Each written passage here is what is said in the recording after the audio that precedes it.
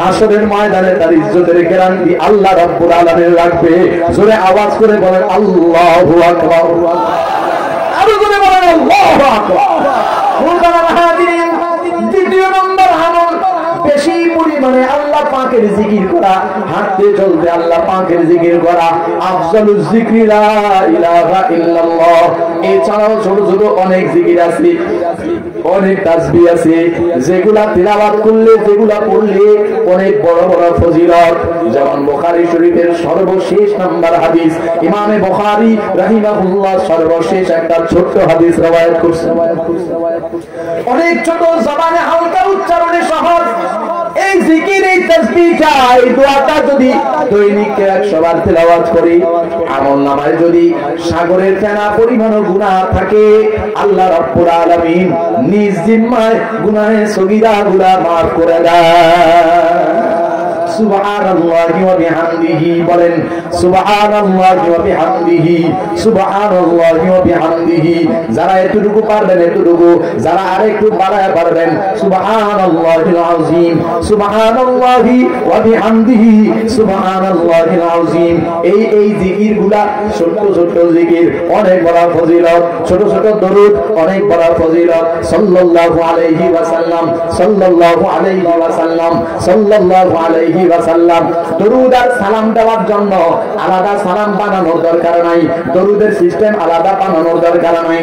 এই যে ছোট্ট একটা দরুদ, এটার মধ্যে দরুদও আছে, সালামও আছে। সাল্লাল্লাহু আলাইহি ওয়াসাল্লাম, আল্লাহর নবী আলাইহিস সালাতু ওয়াস সালামের পর দরুদ এবং সালাম। মুহতারাম হাজিরিন, 3 নাম্বার একটা বিধান, ওই 3 নাম্বারটা বলার সুযোগ আর নাই। শুধু আপনাদেরকে আবার একটু মুখে বলে আবার একটু তাকরার করি, ইবাদত বندگی স্বাদ কলিজার মধ্যে নাই। কেন নাই? হারাম খাওয়ার কারণে কলিজা নষ্ট হয়ে গেছে, গুনাহ খাতা বেশি হওয়ার কারণে কলিজা নষ্ট হয়ে গেছে। হারাম আর গুনাহের কারণে যেই কলিজা নষ্ট, ওই কলিজার মধ্যে ইবাদত বندگির মজা লাগে না, স্বাদ লাগে না, পাওয়ার লাগে না। যার কারণে ইবাদত বندگি করার মতো মন মানসিকতা আমাদের তৈরি হয় না। আজকে যুব সমাজের মধ্যে নওজোয়ান যুবকের নামাজ বেনামাজির সংখ্যা বেশি। যুবতী তরুণীদের মধ্যে বেনামাজির সংখ্যা বেশি।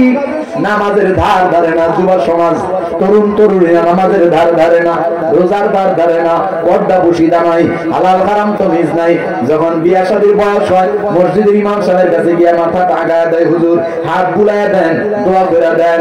আব্বা আম্মায় বিবাহের আলোচনা করতেছে, আল্লাহ যেন একটা রাবেয়া বসরি মিলাইয়া দেয়। কথা কয় না? কি আছে না নাই? এমন বিয়া করার সময় খোঁজে রাবেয়া বসরি, কিন্তু নিজে যে রাবেয়া বসরি পাইতে হলে হাসান বসরি হওয়া দরকার, এই ব্যাপারে খবর নাই। রাবেয়া বসরি হইতে হলে নিজেকে হাসান বসরি বানাইতে হবে। আপনি বুঝে রাখেন, আপনি যেরকম হবেন আপনার আখলাকটা যেরকম হবে, বিপরীত দিক থেকে আপনার ওনারও আখলাকটা ওরকমই হবে, কোনো সন্দেহ নাই। 22 নম্বর পারার প্রথম পৃষ্ঠার শেষে আছে আল খাবিসাতুল খাবিসিন ওয়াল খাবিসুনাল খাবিসাত ওয়াত তাইয়িবিন ওয়াত তাইয়িবাত, এরকম লম্বা আয়াত আছে। এই আয়াতের মধ্যে আল্লাহ তাআলা বলেছেন আমি যেরকম হব আপনি যেরকম হবেন, বিপরীত পাশ থেকে ওই রকমই